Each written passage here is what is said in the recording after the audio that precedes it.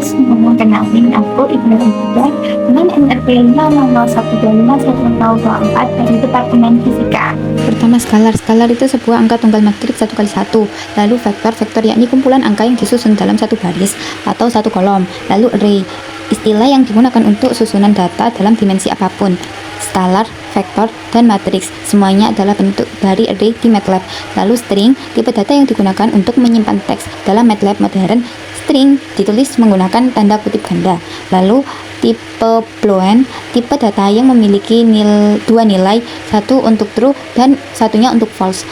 Lalu vektor satu dimensi adalah susunan data satu dimensi yang memiliki satu baris. Contohnya v buka kurung 1 2 3 4 dan seterusnya. Lalu array matrix adalah susunan data dua dimensi yang memiliki baris dan kolom.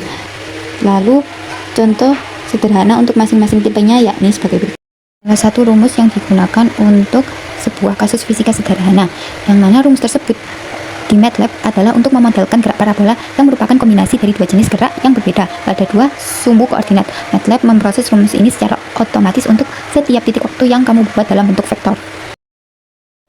Lalu yang nomor 2 yakni flowchart untuk perancangan program menghitung kelajuan.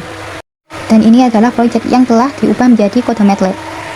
Lalu simulasikan program ini untuk kondisi yang pertama yakni di T600 dan T5 yang menghasilkan perjalanannya jauh, cepat, dan jaraknya itu 600, waktu yang ditempuh 5, dan kecepatan 1200 km per jam. Lalu yang selanjutnya di D100 dan T0 hasilnya tidak bisa karena T harus lebih dari 0.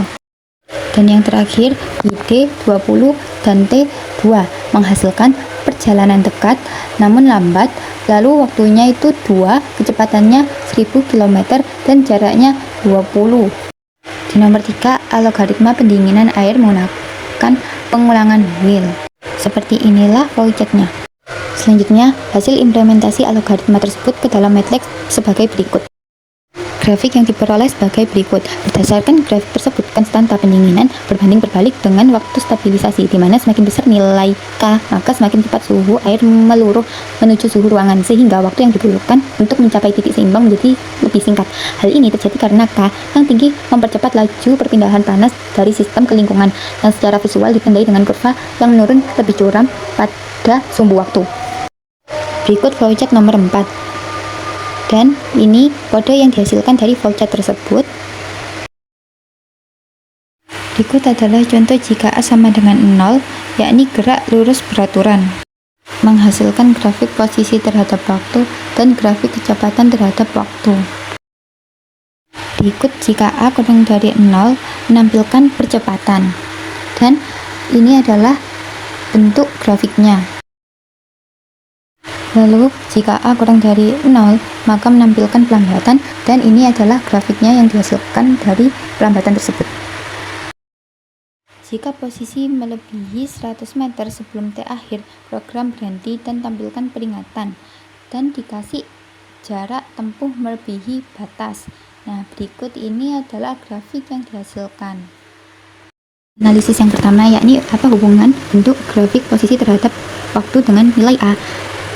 Hubungan bentuk grafik posisi terhadap waktu dengan nilai A yakni grafik posisi terhadap waktu berbentuk parabola, di mana A positif membuat parabola terbuka ke atas, cekung ke atas, dan nilai A negatif membuat parabola terbuka ke bawah, cekung ke bawah.